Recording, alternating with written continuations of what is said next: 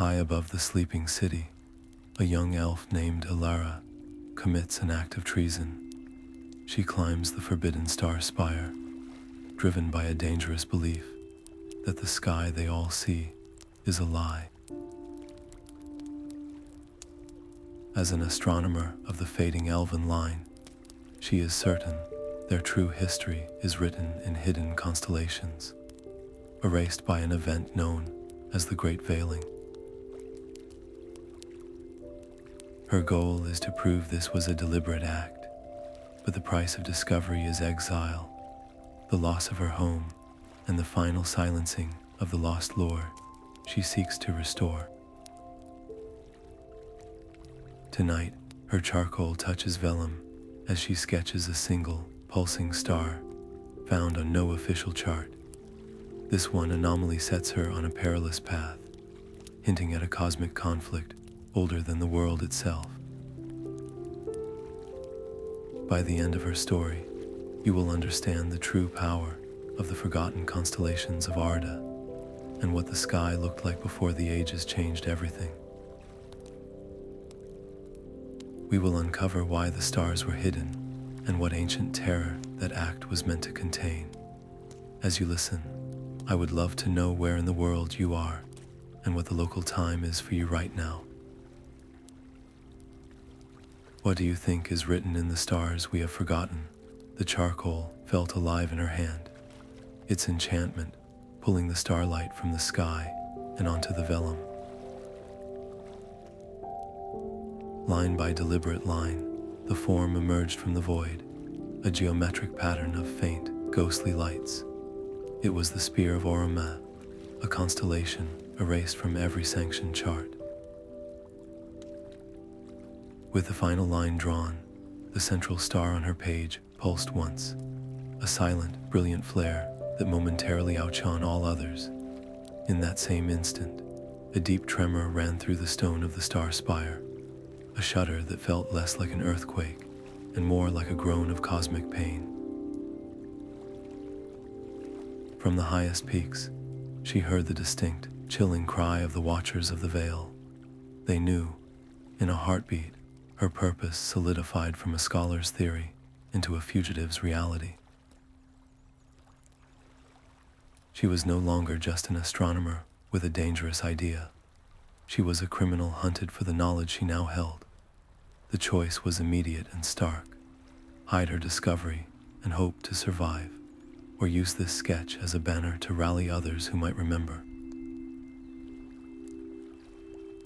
She rolled the vellum with trembling hands, snatched a stolen star chart from a hidden drawer, and did not look back at the only home she had ever known. To stay was to be silenced, her life's work confiscated and burned. To flee was to commit fully, severing every tie to safety and community.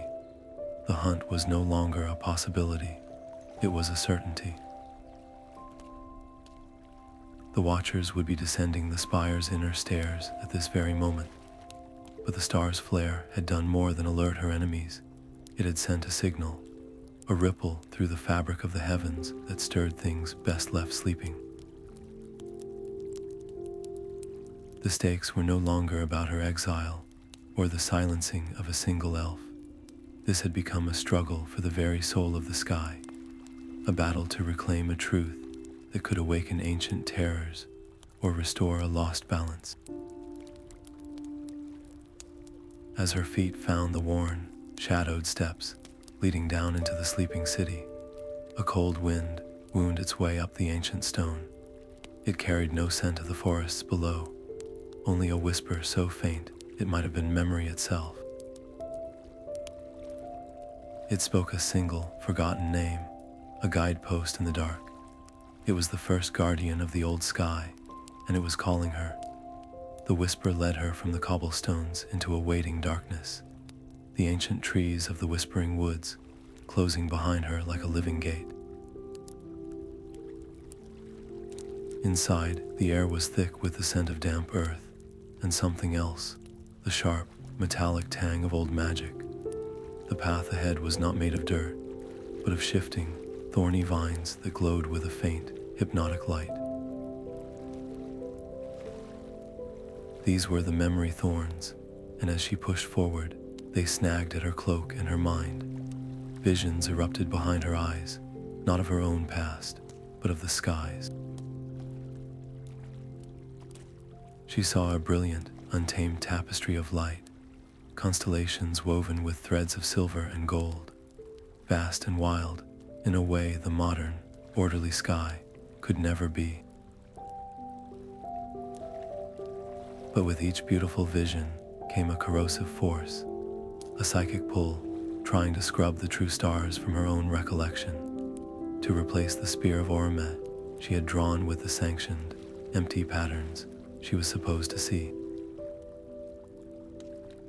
It was a physical and mental battle, every step a fight to hold onto the truth.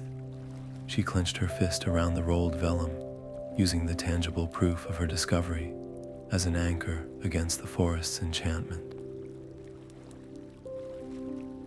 Her refusal to forget, her stubborn grip on reality, seemed to change the woods themselves.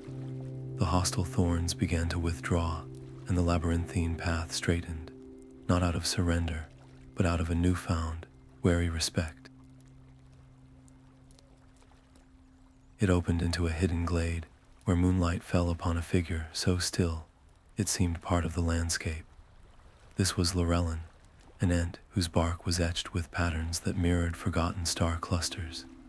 His roots sunk deep into the bedrock of the world. Hope flared in Elara's chest, but it was quickly doused. The ancient being would not meet her gaze, and a single, pained whisper rattled from his leaves. I am bound by an oath, child. I cannot speak of what was. From the edge of the woods, the baying of the Watcher's hounds grew louder, a stark reminder that her time was measured in heartbeats. She could not command this ancient guardian, nor could she afford a long debate. Her only choice was an appeal to a loyalty deeper than any vow. With reverence, she unrolled the vellum, holding her sketch of the spear of Orima up to the dim light. She did not demand he look. She simply offered it as a plea for remembrance. She stood in silence, the proof of the lost sky trembling in her hands. The glade held its breath. The baying of the hounds was a frantic counter-rhythm to the pounding in her ears. To speak would mean his own end, a slow petrification into eternal stone for breaking his celestial vow. But to remain silent was to let the last echo of that glorious sky fade into nothing. The conflict warred within him, visible in the slow grinding of his woody limbs. Then Lorellen's bark-like face softened, the grooves around his eyes deepening not with sorrow, but with the relief of a long-suppressed memory finally being acknowledged. His great head tilted upward, as if seeing through the leafy canopy to the veil itself. His voice, when it came, was the sound of a mountain shifting. There is a truth the earth itself remembers. As Lorellen's bark-like face softened with the weight of reawakened memory, he slowly raised a gnarled branch, not toward the sky, but toward the distant, jagged peaks of the Erd Luin. His voice was a low rumble, like stones grinding deep underground. A fragment of the Great Bear, he said, fell to earth when the veil was woven. It lies where the mountains weep, a silent key, waiting for one who remembers the old patterns. The whisper of the Great Bear's name was a compass in her mind. Elara's climb up Mount Tarnan was a brutal test of will against crumbling stone and thinning air. The path was a treacherous scree, each sliding step a reminder of the fragile line she walked between discovery and oblivion. She finally reached a sheltered ledge high on the mountain's face, a place where the very rocks seemed to weep a slow, crystalline sap. There, embedded in the stone, was the fragment Lorellen had spoken of. It was not a cold, dead rock, but a shard of pure, dark crystal that held a faint, captive glow deep within its heart. Before it, a complex mechanism of interlocking crystal plates lay dormant, a lock with no keyhole. It was a star chart in physical form, a puzzle that could only be solved by casting the correct patterns of light upon it. With trembling hands, Elara unrolled her forbidden vellum. She angled the sketch of the spear of Orometh, using the faint starlight that managed to pierce the veil. The central star on her page pulsed in time with the crystal in the rock, and as its light touched the first plate, the mechanism awoke with a soft, musical hum. She worked quickly, turning the vellum, aligning other remembered fragments of lost constellations she had studied in secret. Each correct alignment made another crystal plate click into place, the sound ringing like a tiny bell in the thin mountain air. The final piece slid home. For a moment, there was only silence. Then, the star fragment flared with the light of a newborn sun. A complex web of silver lines erupted from its heart, painting the very air above her with a breathtaking vision.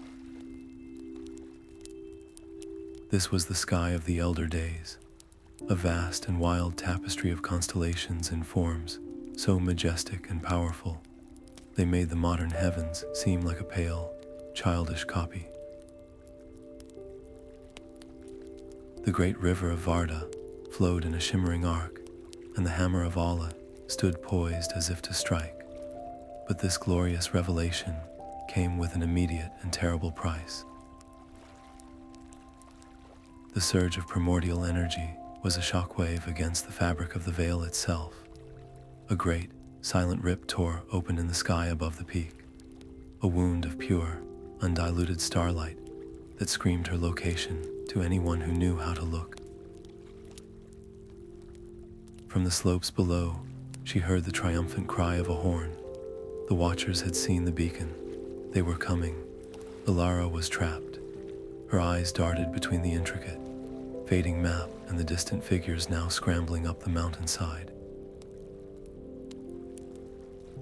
She could not possibly memorize this cosmic blueprint in the handful of heartbeats she had left.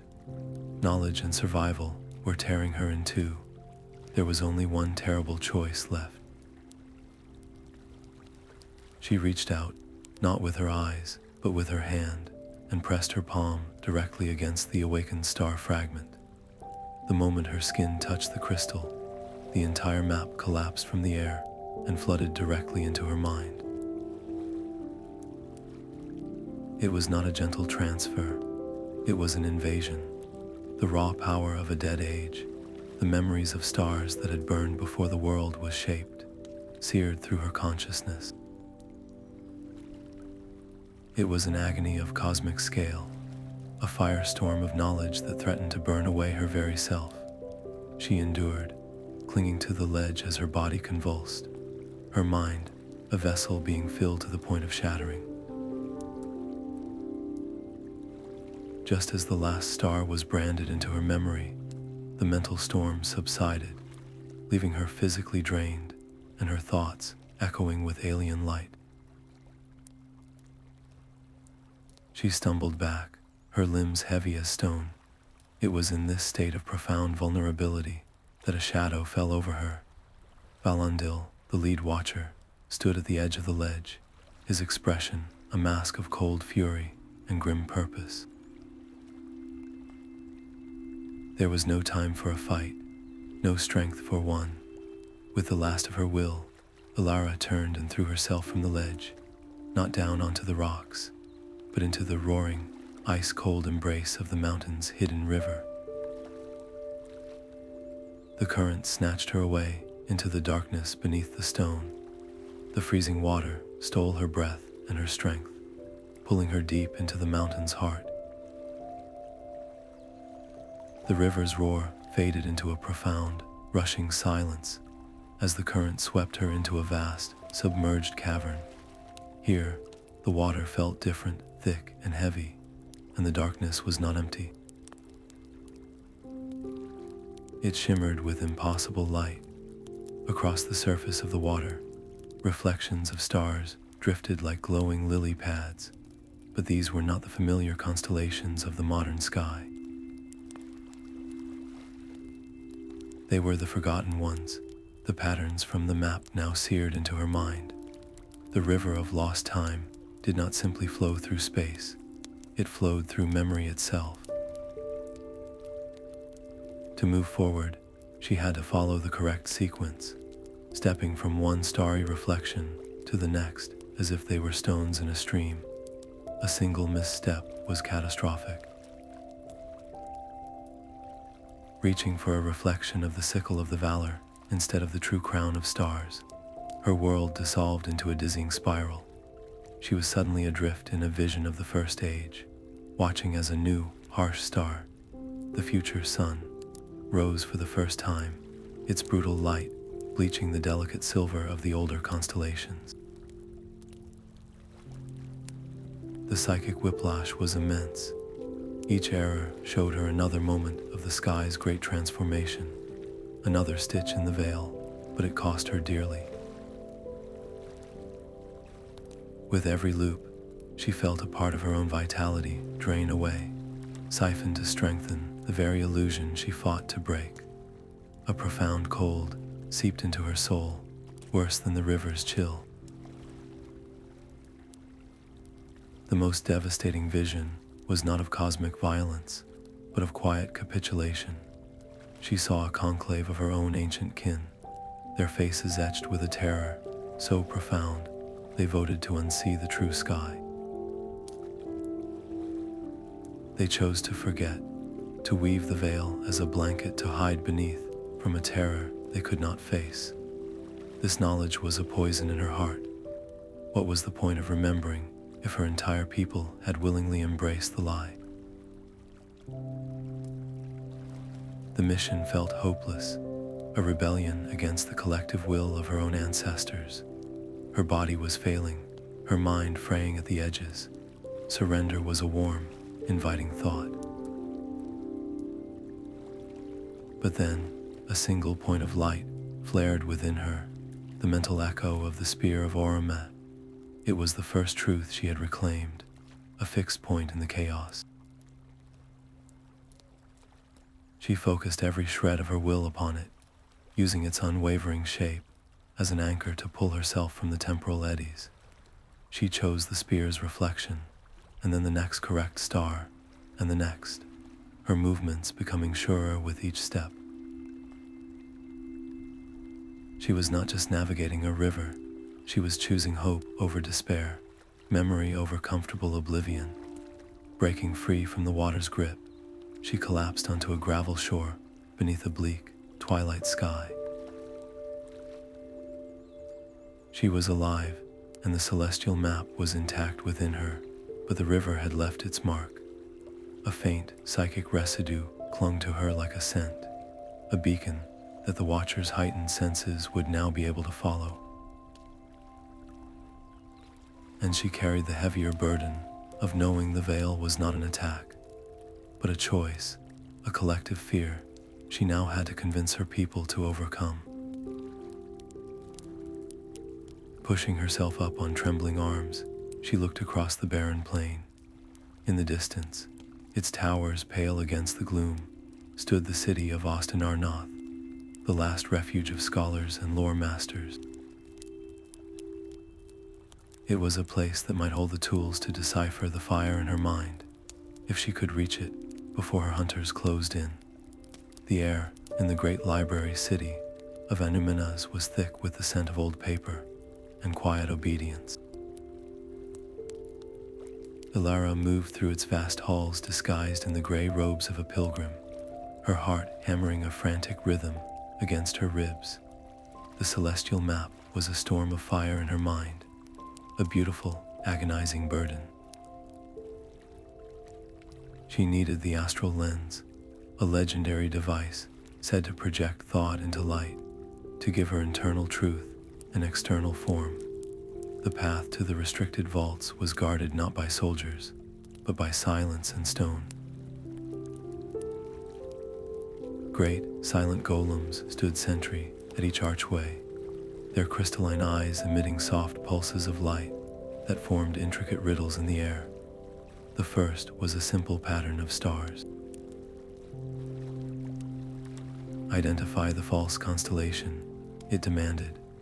Elara's hand trembled as she pointed to the sanctioned, official pattern of the so-called Shepherd's Crook. A constellation she knew was a hollow replacement for the true, militant spear of Oramet. The golem's eyes dimmed, and the archway opened. The next riddle was a line of forgotten verse, a fragment from a creation hymn. Complete the stanza. She drew upon the deep, resonant memories the river had seared into her, speaking the words that celebrated the Great Bear's placement in the heavens. Each correct answer was a key turning in a lock, bringing her closer to her goal, but also tightening the noose of risk. The final guardian demanded a name, the true name of the star, at the heart of the crown of Durin. It was a name scrubbed from every scroll, a secret held only in the mind of one who had seen the sky before the veil. She whispered it, and the last vault door slid open with a sigh of displaced air.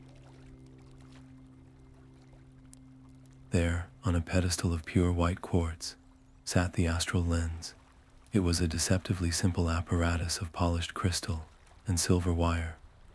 With no time for reverence, she seized it. Placing the cool crystal against her temple, she focused her will, pouring the chaotic stellar fire from her mind into the device. A beam of soft light erupted from it, striking the blank stone wall of the vault. And there it was. The true sky of Arda bloomed across the wall in a breathtaking panorama of silver and gold. The great river of Arda flowed, the hammer of Allah hung poised, and the crown of Durin glittered with a majesty that stole the breath from her lungs. For a single, glorious moment, she felt a surge of triumph. Then, a deep, resonant chime echoed through the library, a sound felt more in the bones than heard by the ears. With a series of heavy, final thuds, every door and gate in Anumina sealed shut. They were all trapped inside, and she had triggered the alarm. The scholars, who moments before had been murmuring over their texts, fell into a stunned silence, their eyes wide with a mixture of awe and terror as they stared at the heresy glowing on the wall. From among them, the head archivist, Serden, emerged. His face was a mask of stern authority, but his eyes, ancient and keen, were fixed not on Alara, but on the projected sky. "You bring a weapon into a house of knowledge," he stated, his voice calm but edged with steel. "You would shatter the peace we have maintained for ages."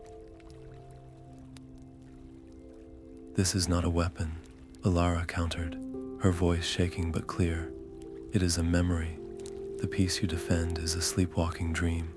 We cower under a blanket, calling it the sky." She saw the conflict in his eyes, the lifelong dedication to the sanctioned doctrine, warring with the undeniable, beautiful truth unfolding before him. She knew she could not win this fight with historical argument alone. She had to appeal to the scholar's heart, not just his mind. She shifted the lens slightly, and the projection focused, zooming in on a single, delicate constellation of intertwined stars. "This," she said softly, "is the loom of Vera. It does not just mark a season, as our false charts claim. It tells the story of the first sunrise, when the weaver sang the threads of time into being. Can you not feel the echo of that song?" She moved the light again to a cluster of stars forming a chalice. "And this, the cup of Baron, it does not guide sailors. It remembers a promise made in darkness, a love that refused to be extinguished.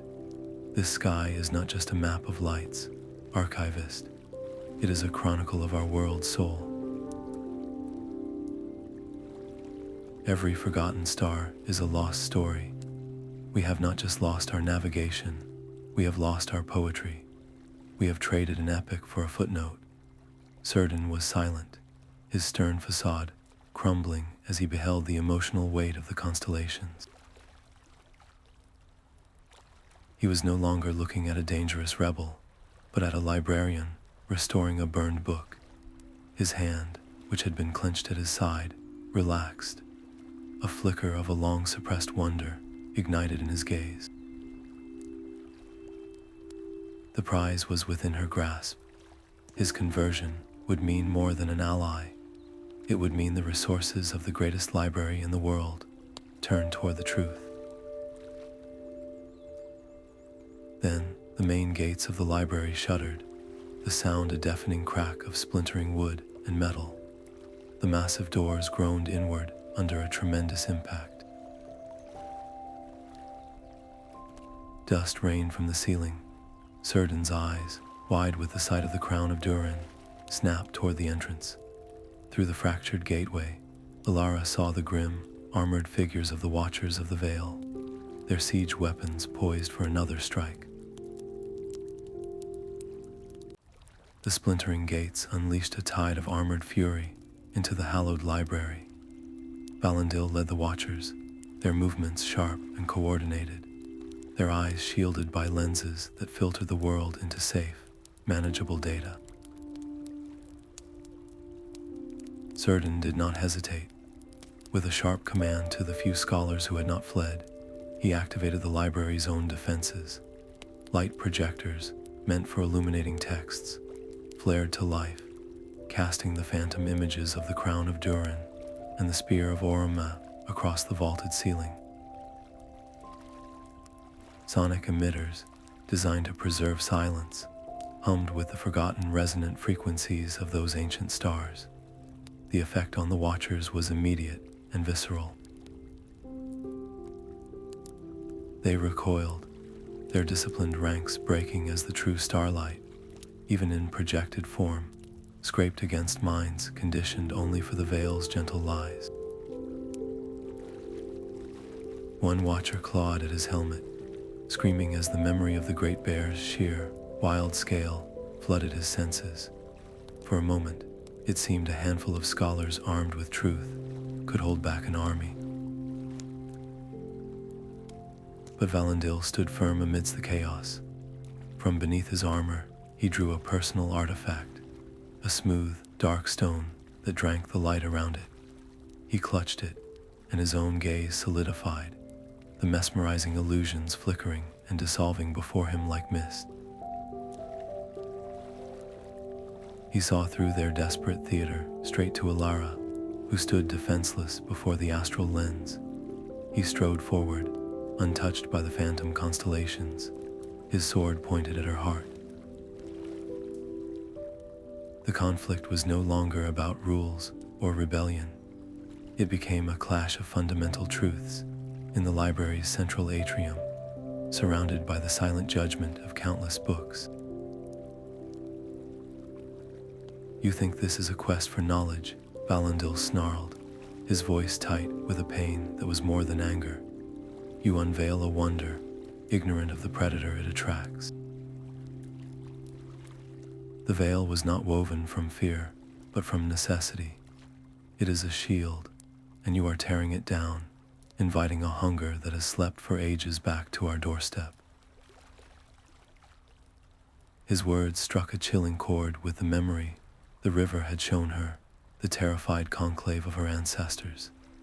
Alara saw the genuine terror in his eyes, the absolute conviction that he was not a jailer, but a guardian. Her quest for truth was pitted directly against his sacred duty, to protect their entire world from a horror she had never seen. The astral lens felt heavy in her hands, a potential weapon.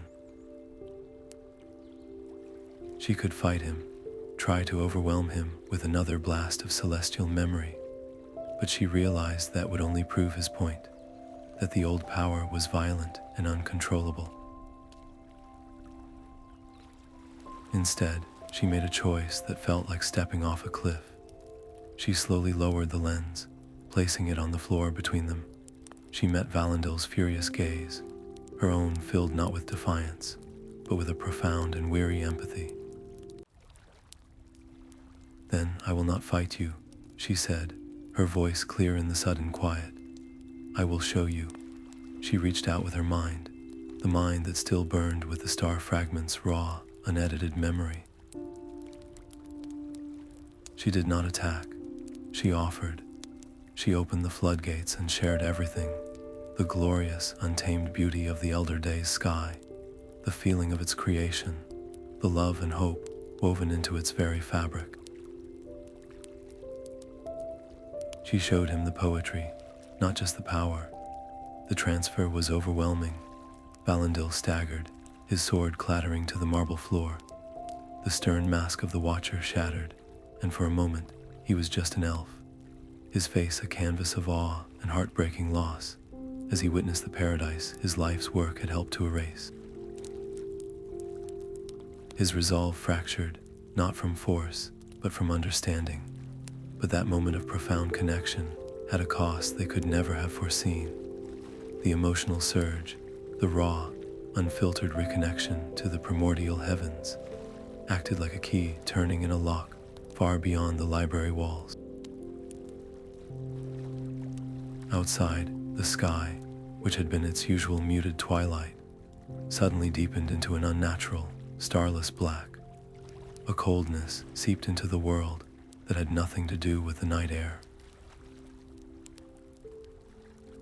The very stars they were fighting over began to vanish, not behind clouds, but as if they were being swallowed one by one. Alara felt a vast and ancient attention stir from its slumber, a consciousness of pure, predatory silence, now turning its gaze upon their world. She realized, with a terror that froze her blood, that restoring the sky was no longer enough. To bring back the light, she first had to confront the very darkness that had forced it into hiding. Valandil's sword lay forgotten on the marble as he lifted his gaze to the starless void outside. The Watcher was gone, replaced by a soul shaken to its core. "I know where they hid the truth," he said, his voice stripped of its former certainty. He led them away from the shattered library, through corridors known only to the guardians of the Veil, descending into the deep foundations of the city. Their path ended before a seamless wall of obsidian, marked only by a single, intricate sigil that pulsed with a faint, silver light. "This is the chamber of the Firmament," Valandil stated, placing his palm against the cold stone. Only a heart that has known both absolute duty and profound doubt can now command it to open. The wall did not slide aside, it simply dissolved, revealing a circular vault bathed in a soft, internal radiance. At its center, suspended in a column of light, hung the Covenant, a flawless crystal sphere within which swirled motes of captured memory like frozen starlight. But the way was barred by interlocking wards of pure energy, humming with the combined will of the ancient conclave. These were not locks of metal, but of conviction, designed to repel both brute force and blind faith. To pass, each of them had to voice a true reason, to look upon a truth that had damned their world to twilight. Serden spoke of the thirst for lost stories. Another scholar whispered of the cowardice of unasked questions. Valandil's confession was the simplest and the most devastating. "I was wrong." With each admission, a ward flickered and died. Finally, Elara approached the crystal. She did not speak. She simply held her hand near its surface, and the star map, blazing in her mind, resonated with the record within. The chamber vanished. They were no longer in a vault, but standing as silent witnesses to the moment of the veil's creation. They saw not tyrants, but terrified elders, their faces illuminated by a sky being systematically devoured by a creeping absence, a silent, ravenous maw that consumed light and left only a chilling nothingness in its wake. The Umbral Maw was not a myth. It was a predator, and the veil was not a cage for the stars, but a shield for the world, a desperate act of collective self-preservation. The vision faded, leaving them trembling in the vault's renewed silence. The weight of their ancestors' sacrifice was a physical pressure in the air. "We must reinforce the wards," Valandil said, his voice thick with a returned, grim purpose. Their choice was a sacred trust. "We cannot." The word was a soft, firm stone dropped into the quiet. All eyes turned to Elara. Her face was pale, but her gaze was steady. "Hiding has not made us safer. It has made us smaller. It has made us forget what we are. The maw feeds on light, yes, but what is starlight, if not memory given form? What is a constellation, but a story written in fire? Our ancestors hid the stories, and in doing so, they left us unarmed." She gestured to the crystal, to the fading image of the terrified conclave. They chose to bury a weapon because they feared its power. I am asking us to remember how to wield it. The choice was agonizing. To maintain the veil was to live forever in a gilded cage, safe but stagnant, forever fearing the shadow at the door. To tear it down was to unleash a cosmic predator upon a world that had forgotten how to fight back, risking total annihilation for a chance at true dawn. Elara looked at each of them, her eyes holding the light of the forgotten sky. "We do not honor their sacrifice by perpetuating their fear. We honor it by finishing the fight they could not.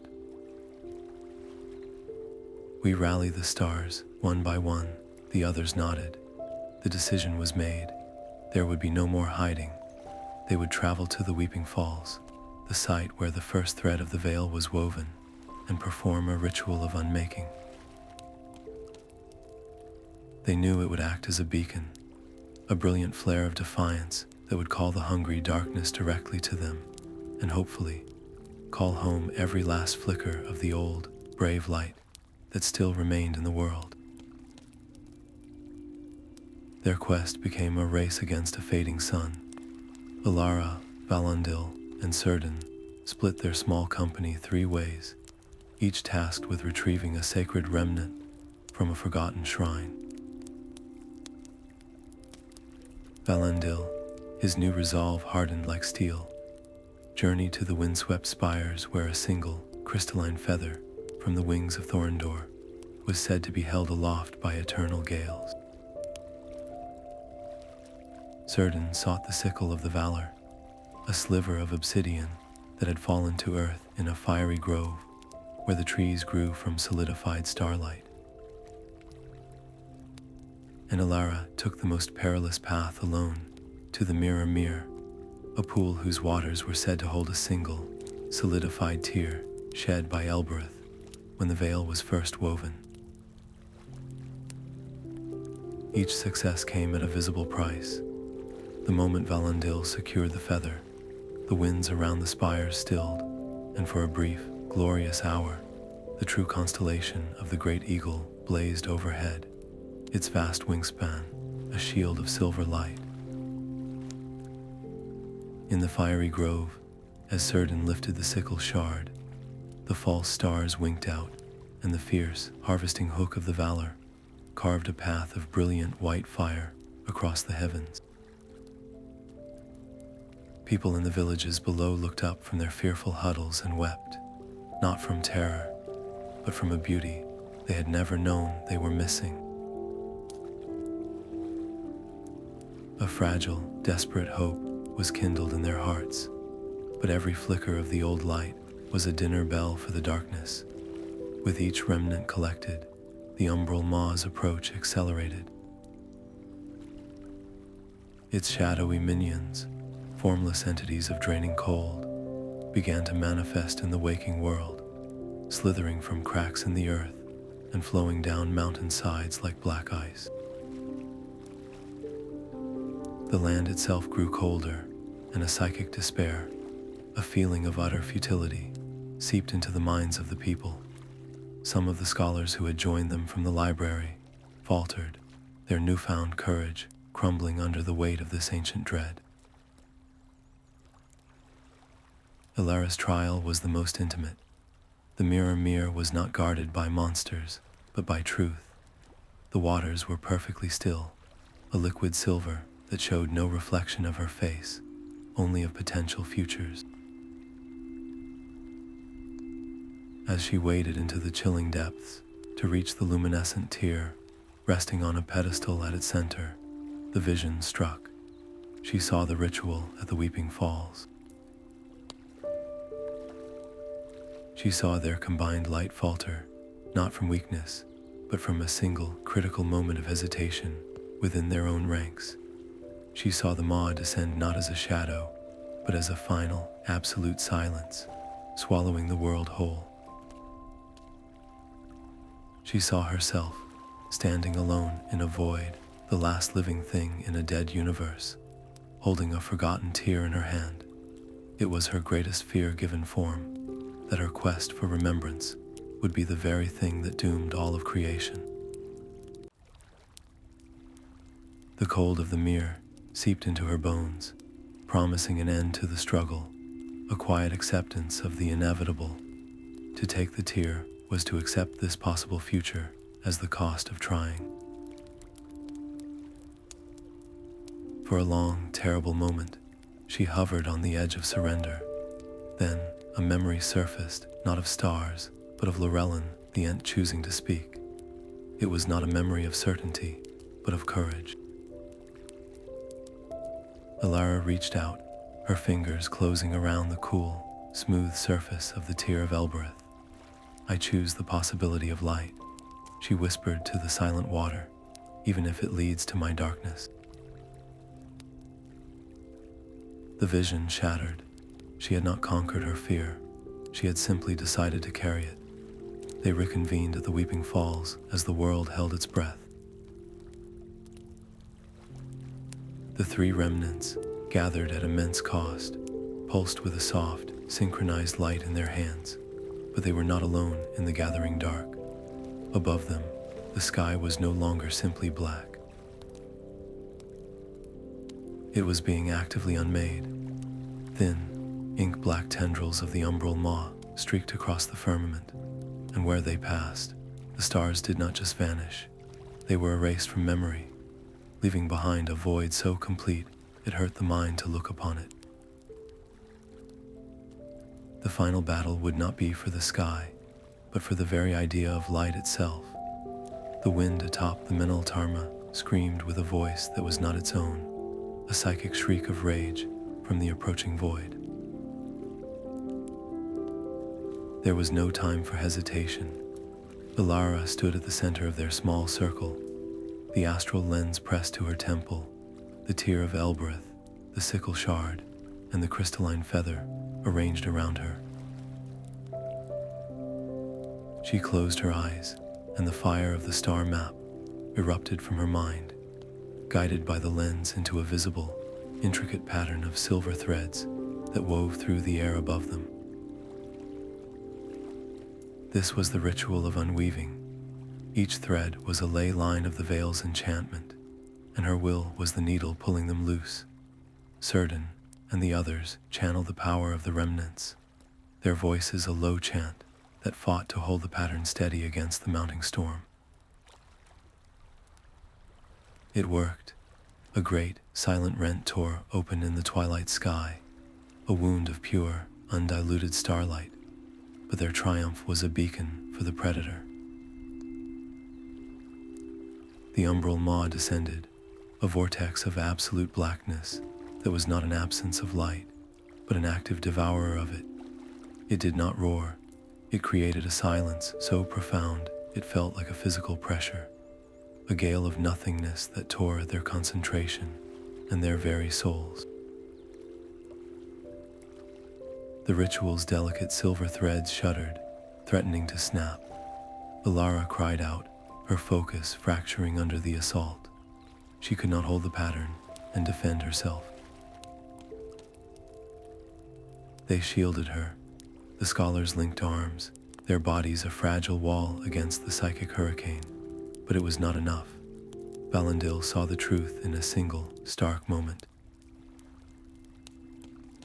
The ritual needed more time, and only one thing could purchase it.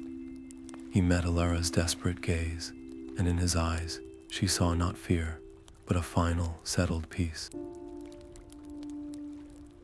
He drew the dark, light drinking stone from his armor, the artifact that had once shielded him from the truth.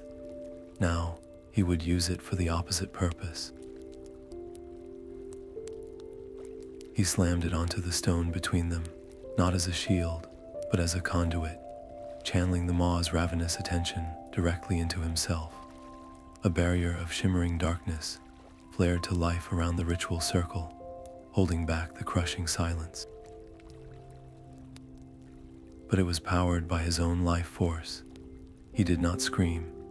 He simply stood, a lone sentinel against the void, as the light faded from his eyes and his form slowly petrified into a statue of eternal, sacrificial vigilance.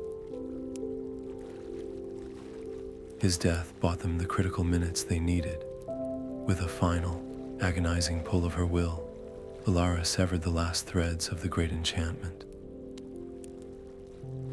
The veil did not just tear, it dissolved into a shower of fading, silver motes, and then the sky was reborn. The true constellations of Arda blazed into existence, not as a gentle return, but as a defiant, glorious explosion of light. The great river of Varda flowed in a torrent of liquid silver. The hammer of Allah hung poised with terrifying, creative potential. The crown of Durin glittered with the unyielding strength of mountains. It was a sky of epic scale and profound beauty, a chronicle written in fire that had been missing for ages. The sudden, shocking intensity of this ancient light was a weapon. The Umbral Maw, a creature of silence and shadow, recoiled with a psychic shriek of agony. The formless vortex writhed, its darkness scalded by the sheer, undiluted reality of the stars it had thought consumed. The battle was not over, but for the first time, the darkness had been wounded. The Umbral Maw recoiled, its form rippling like black oil on water. Elara stood alone before the devouring silence, the last light of the reborn sky blazing at her back. She knew then that raw starlight was not enough.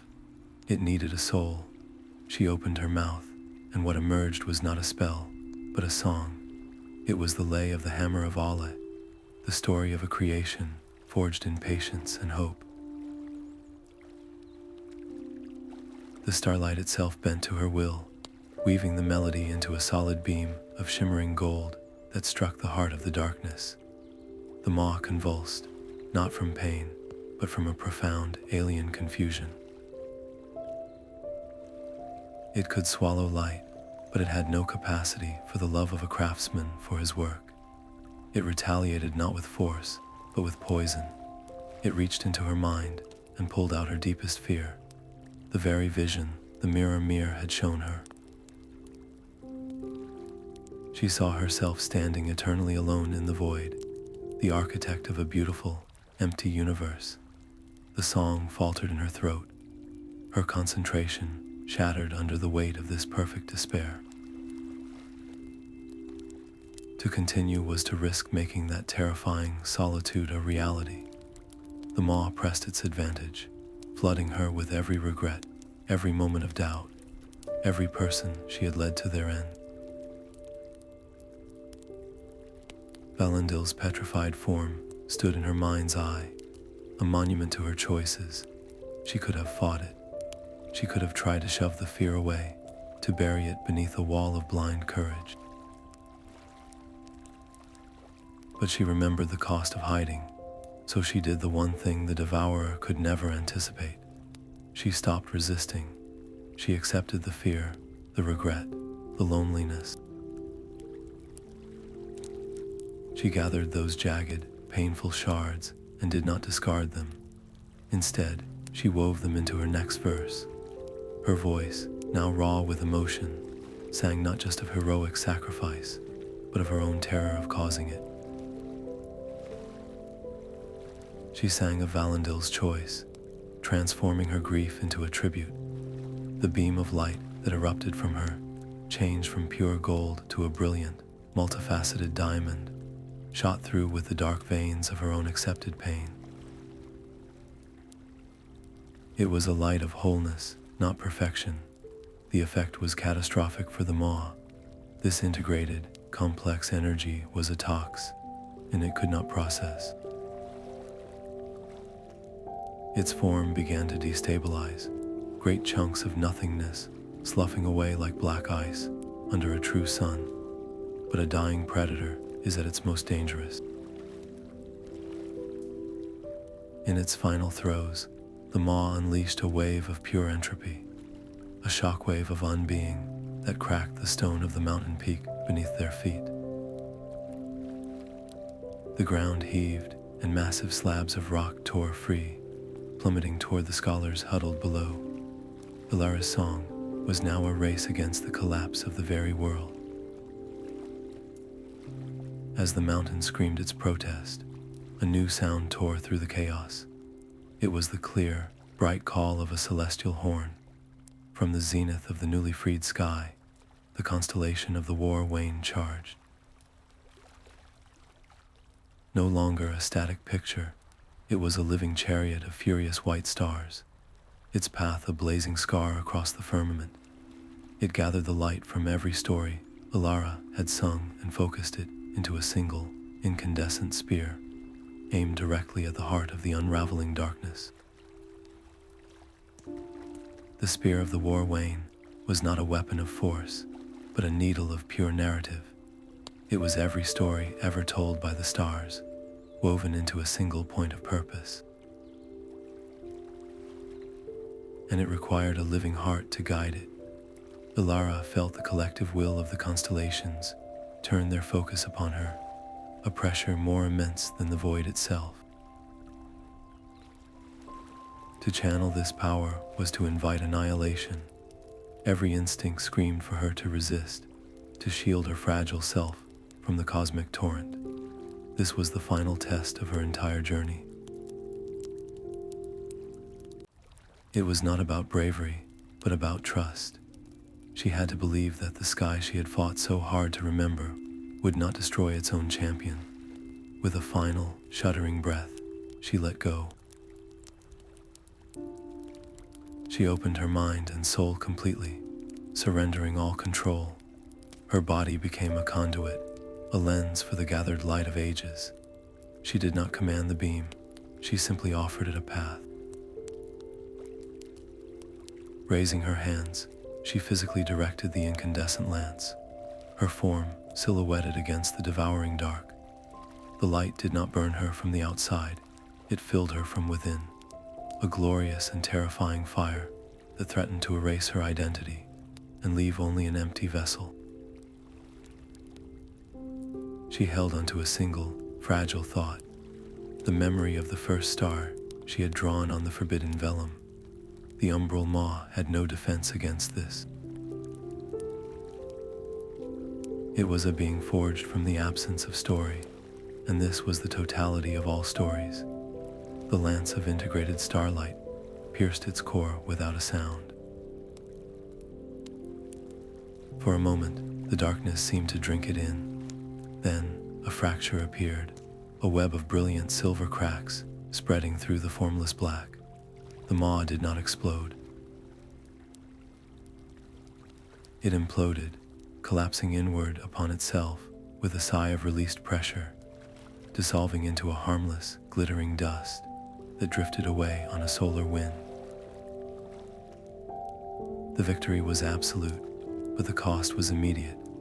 The backlash of energy that had flowed through Elara now reversed, a final, violent shockwave that tore her from the mountain peak.